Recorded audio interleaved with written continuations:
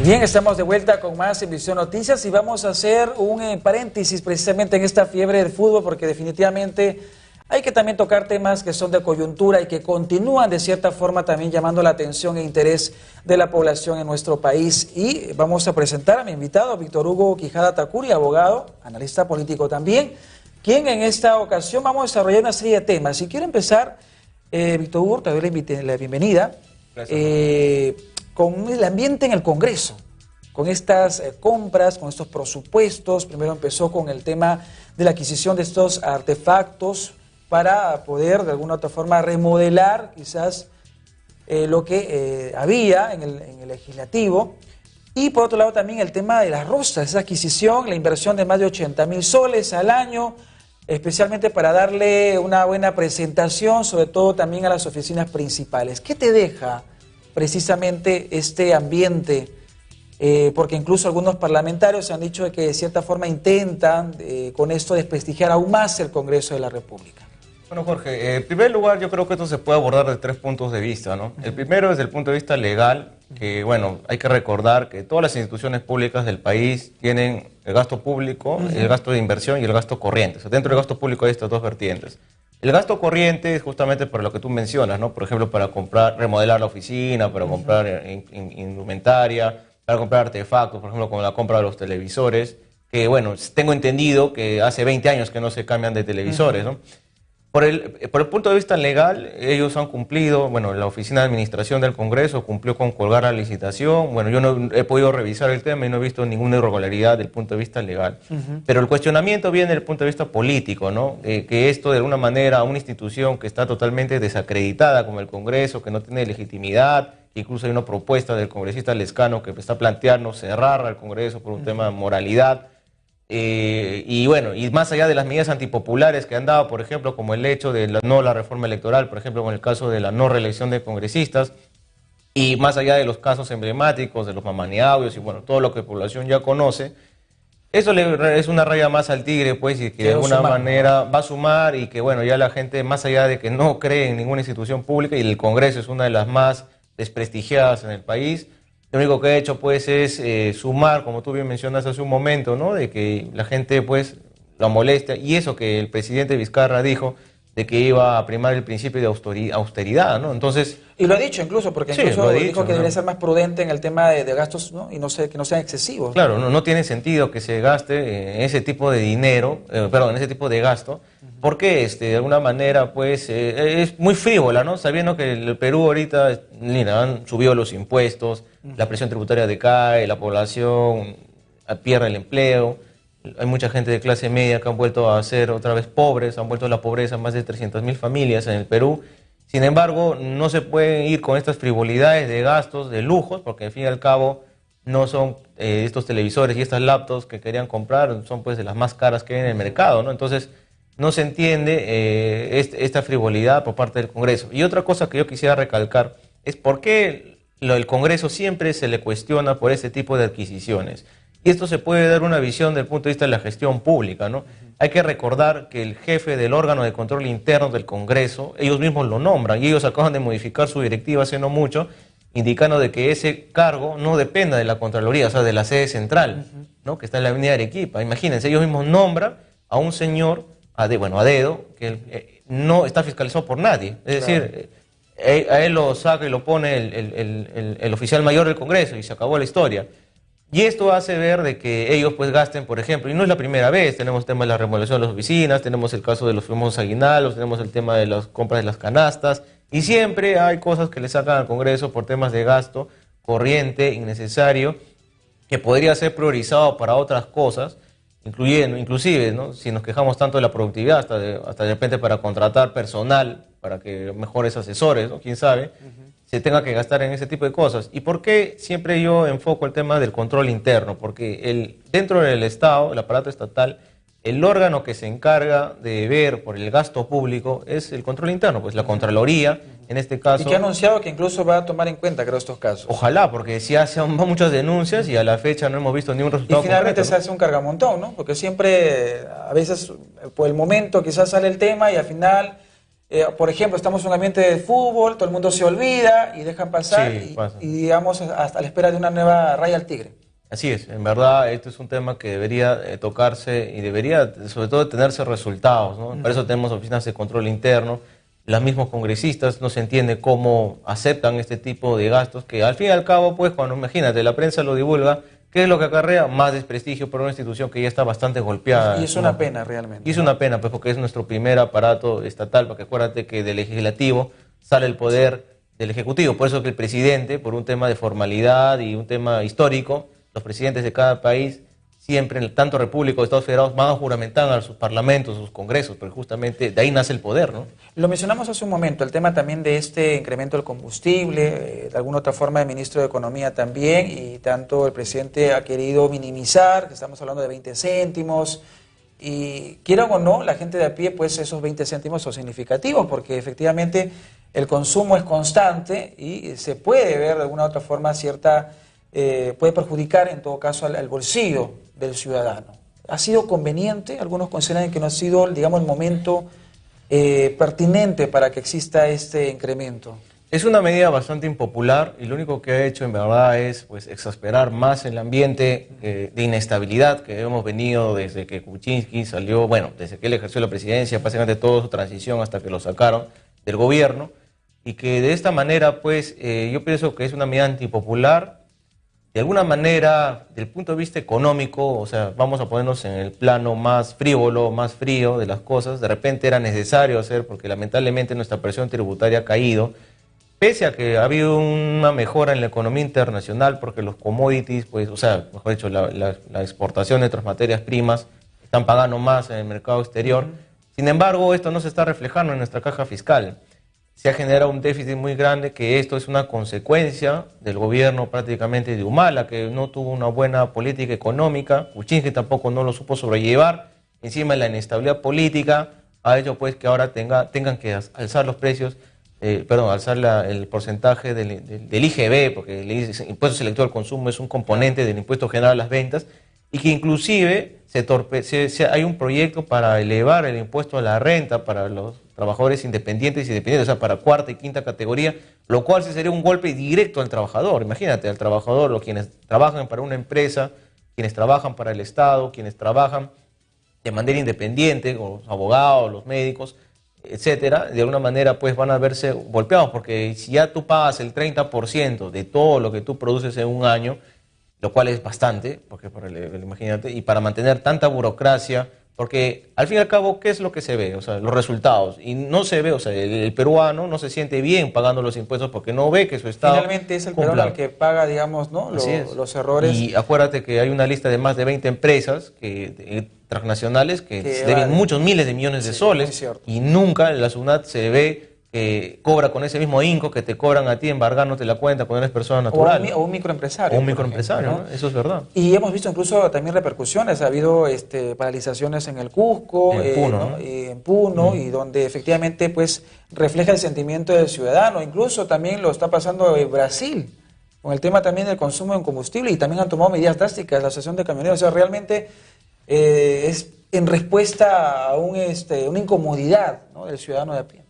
Sí, yo pienso que se debe haber adoptado otras medidas. Por ejemplo, reimpulsar los proyectos de inversión pública para poder generar mayores ingresos o mayor gasto público, mayor eficiencia en el Estado, ¿no? Después, por ejemplo, si el Estado quisiera recaudar, que le cobre pues a estas empresas grandes, y que por qué no eleva, por ejemplo, el porcentaje del canon, de las regalías mineras. Si ahorita estamos en alza de precios, es el momento de repente que en vez de que el gobierno adopte una medida frívola, antipopular, vaya pues a quienes tienen más, pues, ¿no? Porque no le vas a quitar al que tiene menos, sino al que tiene más. De repente, así como dice el ministro, le toca mojarse, pues, pero a los grandes, porque son al fin y al cabo, ni siquiera esa riqueza se queda en nuestro país. Claro. En cambio tú, yo, cualquier peruano de a pie gasta su dinero acá en el mercado o en la familia. Consumo, ¿no? Sin embargo, ellos, el dinero y las grandes riquezas que se llevan a consecuencia de sacar nuestros recursos, que lo aprovechan, lo cual no está mal porque es necesaria la inversión privada, pero ese dinero no se queda en el Perú, se va siempre hacia afuera, y es momento, yo creo que si es Vizcarra, Provinciano, Villanueva, que conocen la realidad de las provincias, la pobreza, el déficit de infraestructura, se requiere de que pues ellos puedan implementar unas medidas de política económica tributaria que se requiera mayor concientización, ¿no? Ponerse una mano en el corazón. Recientemente el presidente de la República dio una entrevista en un programa dominical. Ha hablado de muchos temas, entre ellos también el tema del alza del combustible, el de poder impulsar y reducir el tema de la anemia en el país, el de promover la economía y todo eso. ¿Qué te ha dejado de esta entrevista? ¿Estás satisfecho? ¿Ves a un presidente que tiene los objetivos claros? Porque para algunos, por ejemplo, hay dudas. Mira, desde el momento que él asumió la presidencia y el equipo que lo rodea, no es un equipo político, es más tecnocracia de lo que ya hemos tenido. No quiero ser pesimista, pero sí, o sea, yo podía dar una observación a las declaraciones del presidente, que ya daba en algunos medios más, de que no tuviera, parece la muñeca, la decisión o el don de mando para poder cambiar o revertir la situación. Yo me atrevería a decir que estamos en piloto automático desde prácticamente que de Toledo, desde el año 2000, 2001, que hubo todos estos problemas, bueno, el cambio de transición que hubo hacia la democracia, y que a la fecha no se ve, pues, porque si es que Toledo y por ahí García tuvieron una época de apogeo, fue gracias al boom de los metales, de los precios y al boom de la infraestructura, del boom de la construcción, que se le llamó. Y de ahí todo ha sido hacia abajo, desde Humala hacia un gobierno desastroso. Kuczynski, ni qué decir, que supuestamente él pues, fue una de las personas que impulsó en la primera gestión de Toledo estas políticas económicas que ahora liberales que no sirven, porque ahora tenemos a Vizcarra, que le cae del cielo prácticamente el cargo, que más pareciera que fuera un canje político de algún favor que por ahí le hizo la bancada fujiaprista, que más allá del aspecto político, bueno, él ya está en el cargo y lo que tiene que hacer es implementar esas ideas, ¿no? Pero ¿cómo hacerlo? Esa es una gran discusión desde tiempos de que se fundó la República. ¿Qué hacemos si es que cada presidente que asume es un refundador de la República, se cree que va a solucionarlo en 4 años, en menos de 3 años y medio que le queda a Vizcarra es muy difícil? Lo único que le queda a él es poner el máximo esfuerzo y que esos 960 funcionarios que lo rodean, que están en los ministerios más importantes, porque donde se mueve más del 90% del presupuesto, está en el Ministerio de Economía y Finanzas, que es como la caja grande, la tesorería, tenemos el Ministerio de Vivienda, Transportes, Educación y Salud, que son sectores muy complicados y politizadas también, y sensibles. Sin embargo, siempre la discusión es cómo hacer para que el Estado llegue a la sociedad, para que la población se sienta satisfecha, y esto a veces mucho, Jorge, depende de cómo implementar estas políticas, cómo hacerlas realidad. Y ahí tiene mucho que ver la gestión pública y también la decisión, ¿no? No hay meritocracia, por ejemplo. Claro, porque muy aparte de que él pueda participar en pequeñas campañas, lanzamientos, que bueno, se aplaude, hay toda una intención, pero se requiere de decisiones más firmes, de cambios más notorios, o sea, que la gente sienta que efectivamente tenemos un presidente que lo que dice lo va a ejecutar.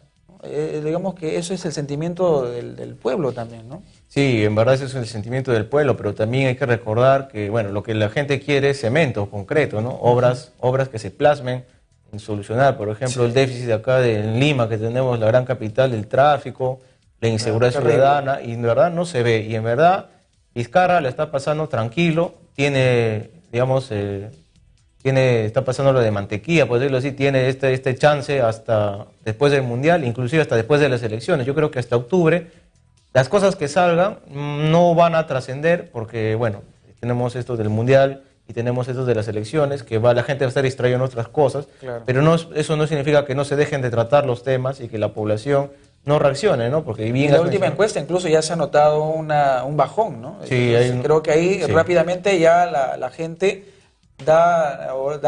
emite su reacción ante quizás no estar muy contento con lo que se está ejecutando, ¿no?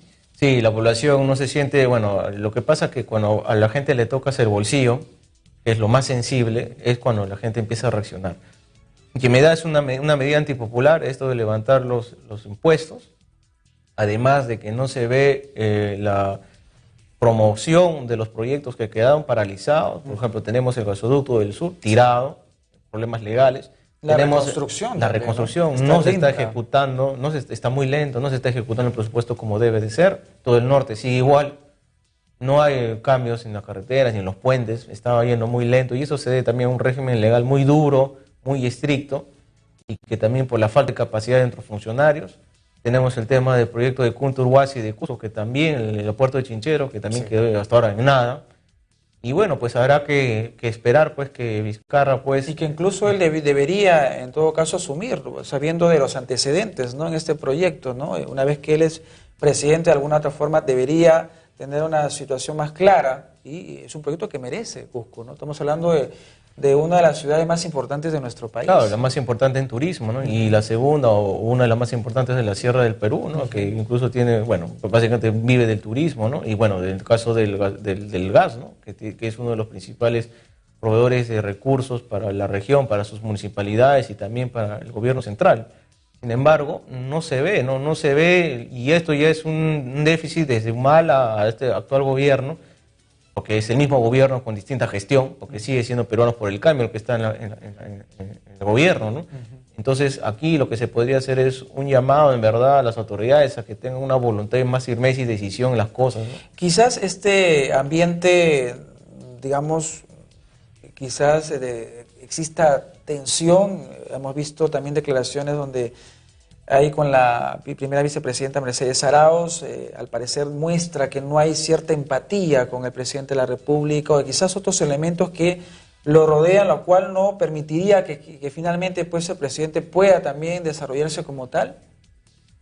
Bueno, y sabemos de que desde que asumió Pedro Pablo Kuczynski la presidencia, Mercedes Arauz con Vizcarra no se han visto, ¿no? No se han visto, siempre se han mandado indirectas, inclusive cuando el expresidente salía de manera pública, se mostraba, siempre había cierta incomodidad, hasta que en fotografías los han sacado. Y con más razón, pues, cuando Arauz asume la presidencia del Consejo de Ministros y a Vizcarra los mandan pues fuera, prácticamente apartándolo de todo lo que es el aparato estatal. Entonces, ese revanchismo que lamentablemente siempre se ve en nuestra clase política, porque es la de siempre, incluyendo de los mismos, prácticamente la misma gestión, la misma gente del mismo partido, entre comillas, no se ve estas tensiones, ¿no? Y esto se plasma pues cuando el presidente ayer le dijo que él era el presidente, ¿no? El presidente soy yo, le dice, ¿no? Entonces, poniendo las cosas claras, ¿no? Así es, ¿no? Pero siempre Mercedes Arauz ha tenido una fama pues de lobista también, ha sido muy conocida en el aparato, en el gobierno central, en promover proyectos, al menor nivel que Pedro Pablo Kuczynski, pero es conocida por eso, y un grupo más de gestores por ahí. Y bueno, pues siempre va a haber estas revanchas, estas riñas, y que sin lugar a duda, pues, esperemos que no llegue la sangre al río, porque si esto ocurre, vamos a generar más inestabilidad en nuestro país. Y los perjudicados finalmente los perjudicados somos los ciudadanos, ¿no? Los ciudadanos que hasta ahora, mira, imagínate, los ciudadanos estamos como al frente de nuestro televisor con nuestra canchita, viendo cómo se pelea el legislativo con el ejecutivo. Terrible. Más de año y medio. Cuando ahora hay otras prioridades, ¿no? Hay prioridades y, bueno, si no fuera por el fútbol, que bueno, parece que la gente se está más entretenida ahorita por eso, pero a la hora de la hora todos tenemos que comer y vivir de algo, ¿no? Entonces, claro, esto lamentablemente en cualquier momento va a pasar factura. Yendo ahora por un tema de este ambiente, ya prácticamente se está iniciando este proceso electoral municipal, donde estamos frente a 20 candidatos. Bueno, en algunos casos están también postulando personas muy ligadas, muy cercanas a las actuales autoridades de nuestro país, como también otro de los perfiles es que algunos candidatos están, digamos, tienen como vientre de alquiler un partido político, por el simple hecho de querer de alguna u otra forma estar dentro de este proceso. ¿Cómo ves el panorama? Tenemos, por ejemplo, el hijo de Luis Castañeda, tenemos también el de Chorrillos, de igual forma su hijo, en Breña, incluso las esposas, la actual y la ex esposa está participando en el proceso electoral. ¿Cómo ves este panorama? Bueno, hasta el 19 de junio hay fecha para que se puedan presentar candidatos, ¿no? Y las elecciones son el 7 de octubre, ¿no? Eso ya queda totalmente claro. Ahora, el análisis de lo que es Lima Metropolitana, bueno, por el lado de Castañeda lo veo muy complicado porque es el desgaste mismo, el tiempo de haber tenido muchas gestiones. Yo lo dudo mucho que por ahí pueda entrar.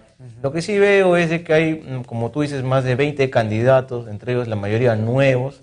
Algunos, como dices, movimientos locales, otros vientres de alquiler, en los cuales ya figuran principalmente, por ejemplo, Cornejo, tenemos a Alay, tenemos entre los que se vocea Muñoz, tenemos el caso de Surek, tenemos el caso de Regiardo, ¿no? Que son los que están en los 5 o 6 primeros lugares. Incluso se habla de Urresti, pero creo que ayer le han impuesto una condena y parece que no va a poder inscribirse, ¿no?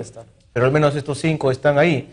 Entonces veremos de que lamentablemente es más de lo mismo, ¿no? No hay una renovación política, no se ven cuadros jóvenes, prácticamente la mayoría son personajes que están ligados, por ejemplo, Cornejo, a temas de la corrupción, que tiene que responder muchas cosas, Lai también, que fue cuestionado en el Congreso y que no tiene ningún tipo de experiencia en lo que es ejecución, ¿no? Porque hay que recordar que una cosa es ser legislador, estar en un órgano de fiscalización, y otra cosa es estar en un aparato ejecutivo, ¿no? De gestión prácticamente. Tenemos Regiardo, que es el mismo caso. No creo que la gente se deje convencer por el cuento esto de la seguridad, porque hay que recordar que ni siquiera una municipalidad tiene un presupuesto para trabajar contra la seguridad. O sea, el presupuesto es muy limitado, más allá de comprar algunos patrulleros, algunos cuantos perros, bueno, y quizás contratar más serenazgo, no se puede hacer más, porque en verdad es una labor del Ministerio del Interior, ¿no? O sea, la Policía Nacional del Perú. Ahora, por el lado de Zúñiga y Muñoz, sí tienen cierta experiencia como gestores, pero están lamentablemente en distritos conocidos como pitucos, ¿no? Y yo no sé si ellos puedan llegar pues a la nueva Lima que ya tenemos, claro, y que ya prácticamente adquiere una identidad. Tenemos Lima Norte, Lima Sur, Lima Este. Una Lima más extensa, más ¿no? extensa, con otro perfil también. Más plural, ¿no? Donde ya, digamos, hay mucho, también son más o menos habitantes, 10 millones que hay acá en esta ciudad, y dentro de ellos la mayoría son jóvenes, ¿no? Entonces no se ve, digamos, un cambio, una renovación. Esperemos que al menos hayan propuestas interesantes y reales en base a los presupuestos, porque lo que Lima requiere es básicamente solución en transporte. No se está implementando como hacer, sí, temas del tráfico. Continúa siendo los problemas. El tema de la seguridad ciudadana, que se tiene que coordinar bien con el Ministerio del Interior.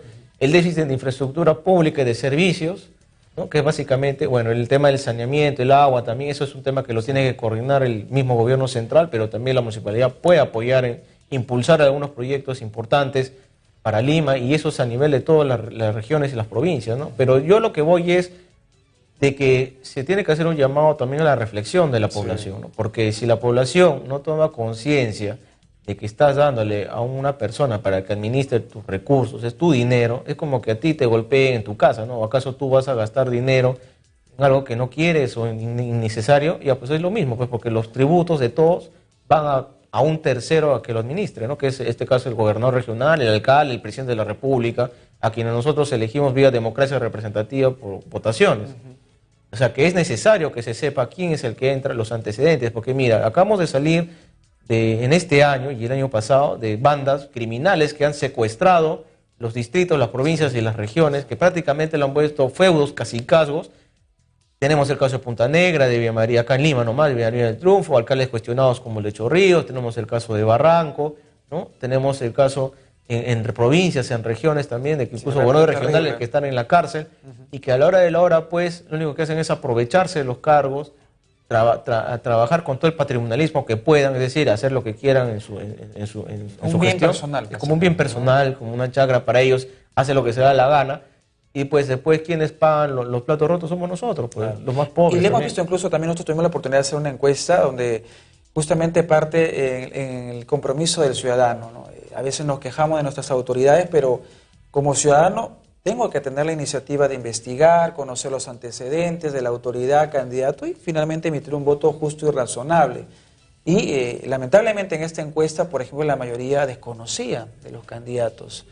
Y lo que sí nos llamó la atención es que muchos de ellos van por el tema ¿se acuerdan? En todo caso, el partido, y podría de alguna otra forma también jugar un punto a favor, por ejemplo, a Solidaridad Nacional, que todos se acuerdan del Solcito y quizás por arrastre, porque eso es lo que sucede a veces, ¿no? Los candidatos que tenemos en diferentes localidades, más que irse por el candidato, es por el tema del partido, el arrastre. ¿Puede darse esa misma situación en esta versión 2018? Bueno, en Lima es un poco complicado. Ahora, al menos por la gestión de Castañeda, está muy desgastado. Así como el PPC también tuvo siempre no le podía ir muy bien. No le puede ir bien, ya viene una gestión desgastada. Y también lo que siempre se ha visto en nuestro sistema electoral es que siempre ha habido caudillos, ¿no? Y no hay un buen caudillo ahorita en el nivel de gobiernos locales, ¿no? Ni en las regiones, bueno, salvo los conocidos por el norte, tenemos a Santos, a los Acuña, que han monopolizado prácticamente, a Oscorima y su familia por Ayacucho, ¿no? Salvo estas regiones, estas provincias, no se ve que el panorama esté totalmente claro, porque mira, acuérdate, vamos a tener elecciones prácticamente relámpago, porque saliendo el Mundial en julio, agosto y septiembre es campaña efectiva. No queda nada. Prácticamente a la gente no le va a dar margen de pensar las cosas, y que va a tener que tomar una decisión a última hora, lo cual es un aspecto favorable, es que puede haber muchos outsiders, muchas sorpresas, y que también no se va a priorizar mucho el gasto de dinero en grandes campañas, pues, Claro. porque al estar el margen... ha sido muy cuestionado, Claro, porque desde ahora ya hubieran empezado las elecciones y ahí no se sabe de dónde aparece tanto dinero para campañas millonarias, pero ahora van a tener 2 meses nada más o mes y medio para poder hacer efectivo estas campañas y que de alguna manera esperemos que le dé margen a gente nueva, gente proba sobre todo, que tenga capacidad técnica y de gestión para poder impulsar los proyectos importantes que requieren sus distritos, provincias y regiones, que requieren tanto nuestro país, ¿no? Tenemos mucho déficit, acá en Lima al menos, bueno, por ejemplo, el tema del tráfico, salvo ojalá que Castañeda llegue a inaugurar esta obra, la línea María, que en verdad sería un buen atributo para su hijo, porque creo que ya lo lo va a había lanzar. anunciado, pero que estaba, creo que todavía tenía Sí, las es cosas que mira, que finalizar. hay que recordar que justo esa parte de la Panamericana Norte es la parte que más congestión hay y que más malestar genera y que muchos miles de millones de personas pasan al año ahí. Si es que esto se llega a solucionar, yo creo que ahí va a tener quizás un saldo importante y podría aplicarse lo que tú dices, esto de que la gente pues diga, oye, es el único que ha trabajado por Lima, ¿no? De repente le pueden dar a él o a alguien de su partido. Y el otro proyecto también sería la prolongación de la autopista Ramiro Prialé, que es una que también ya prácticamente ha quedado ahí estancada, ¿no? Sí, bueno, ese proyecto falta impulsar, pero ahorita las que están por terminarse esa es la más importante ahorita que él tendría que inaugurar antes de que acabe su gestión, antes de que estén las elecciones, y de alguna manera le podría dar un chance a él, a su movimiento, acá en Lima Metropolitana, ¿no? Que Si es que no, pues siguen también las investigaciones también, ¿no? Porque sí, podría también definitivamente darle ahí una estaca y... Sí, al igual que puede ocurrir con Cornejo, porque acuérdate que Castañeda es el único que extrañamente, a pesar de que su gestión firmó contratos con Odebrecht, con Queiroz Galbao, con la misma que tienen que ver con Villarán, es raro que nadie diga nada de él, ¿no? Es como si fuera el más limpio, pero veremos cómo van pasando las cosas. Pero al final todo se sabe. Al final todo se sabe, no hay nada que se pueda tapar, la luz, el sol no se puede tapar con un solo dedo, ¿no? Bien, Víctor Quijada, agradezco tu presencia el día de hoy, tu disposición también, porque es parte también ya de la familia de Visión TV, Visión Noticias, así que efectivamente hemos tocado brevemente algunos aspectos de nuestra coyuntura, porque hablar también en estos momentos son muchos temas, nos tomaría mucho tiempo, pero hemos querido de esta forma también transmitir lo que usted también le involucra, usted protagoniza también, así que efectivamente en el caso de las próximas elecciones va a depender de su voto y sobre todo de su decisión que sea justa y razonada, pensando también en sus necesidades. Agradezco su presencia. Vamos a irnos a continuación a una pausa comercial y retornamos con más.